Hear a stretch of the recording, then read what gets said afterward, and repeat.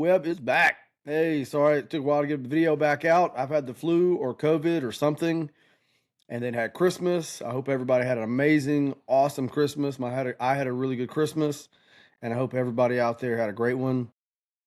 Uh, Excited going to the Rose Bowl, and now we start breaking down the game and all that kind of stuff. And let me go ahead and give a little credit to Kirk Signetti, a prior Bama coach. He was the recruiting coordinator while he was there. Guys that he helped recruit while he was there and that came through while he was there was Julio Jones, Mark Ingram, Dre Kirkpatrick, AJ McCarron, Blake Sims, CJ Mosley, Clinton Haha Dix, and many, many, many, many, many more. He is a great portal guy. He's a great evaluator of talent. He's a guy that can go in there and find, diamonds in the rough. Like I said, he's got the reigning Heisman quarterback on his team. They have great special teams, great defense, great offense, great line play. They're just really good all around. I mean, would they be the reigning top 10 or would they be the reigning champion in the Big Ten and the number one team in the country with no losses? They're very, very good.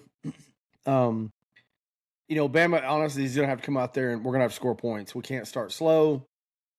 We can't drag our ass because they're a very, very good team. Two other interesting stats to list. Last time Bama was a double-digit underdog was in 2008 in the SEC Championship versus Florida.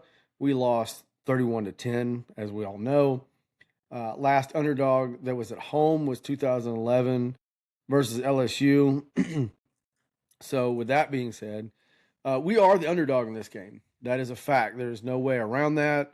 And obviously, you look at the play that we've had towards the latter end of the season, and that we have not been good.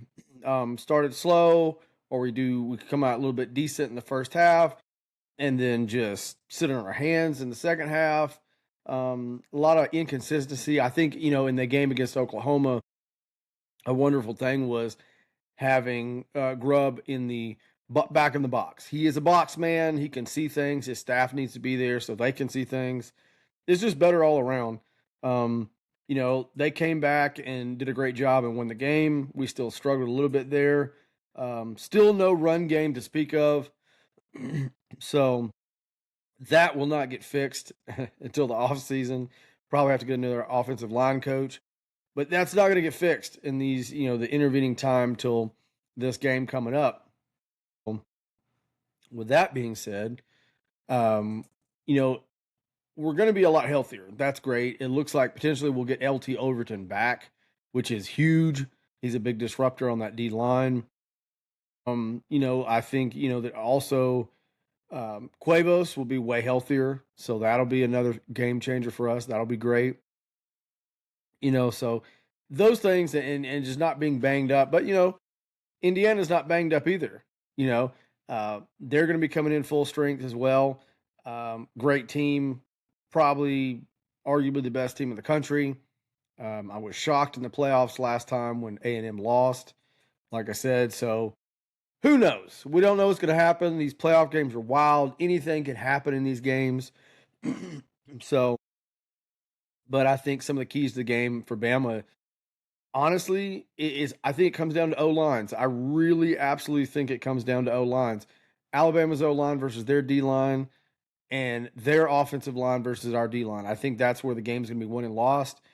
Some other great stats that I pulled up here. This comes from online source, Hoosier Moves. Indiana will be the best scoring offense Bama has played, the best scoring defense Bama has played, second best rush offense Bama has played, second best rush defense Bama has played, second best pass defense Bama has played, and fourth best offensive pass defense, or fourth best pass offense Bama has played. You have to forgive me, struggling a little bit with sickness. Bama will be the best pass offense Indiana has played, the fourth best scoring defense Indiana has played, the fourth best pass defense Indiana has played, the fifth best scoring offense Indiana has played, and the 5th best rush defense Indiana has played, and the worst rush offense Indiana has played. Well, that checks because, well, we can't run the ball to save our lives. So all those facts and stats add up.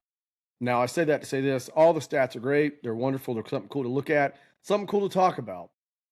But in the end, you know, game experience, like I said, between their quarterback, who's a Heisman winner, our senior laden defense, all those things, game experience, big game experience, talent you play week in and week out. Those things have a big difference. And a lot of these games, like I said, come down to just a handful of mistakes. Just like the first time we played Oklahoma, it was 3 turnovers. Just like you look at the time we just played Oklahoma last playoff game, it was 1 turnover really. That kind of turned the tide, as they say, no pun intended. So it just comes down to those things, and it's going to be a great game. I'm excited for it. Rose Bowl is always historic. It's a pleasure to play in that game for both teams, and like I said, we deserve to be the underdog. And so that may even climb as the week goes. We may be a further underdog in that game, but either or, I think for Alabama, because we are truly the underdog in this game, I think that's a better spot for us to be in. I'm glad we're not favored in this game. We have a lot of things to work on.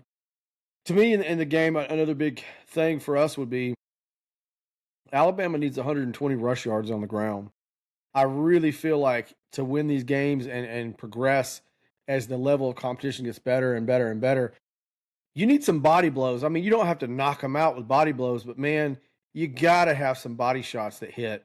And some of the run game is body shots. When you look first, second quarter, going into the third quarter, excuse me, that's something you got to look at. That's something Alabama's going to have to really work on going into that game, is getting some of those body shots, and that is the run game in itself. So some other big things I think to look at in the game defensively is, Bray Hubbard, unsung hero in a lot of these games. Keelan Keeley is emerging big, to offset Yanze Pierre. So that's something else to look at there as well. And then having LT Overton back would be great and help us a lot too.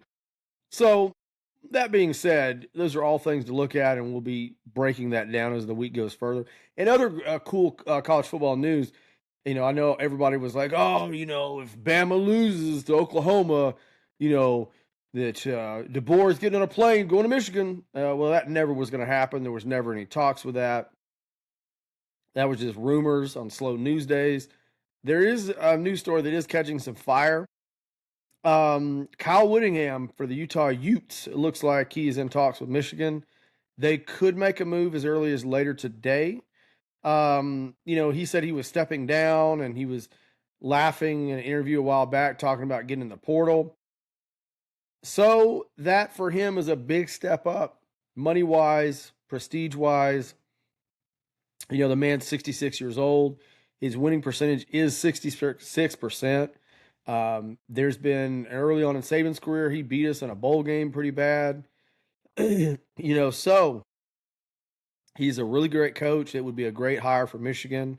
That's something to kind of watch out for. And most likely will happen today. Anyway, that's all I got for today. Tide Talk Web is out.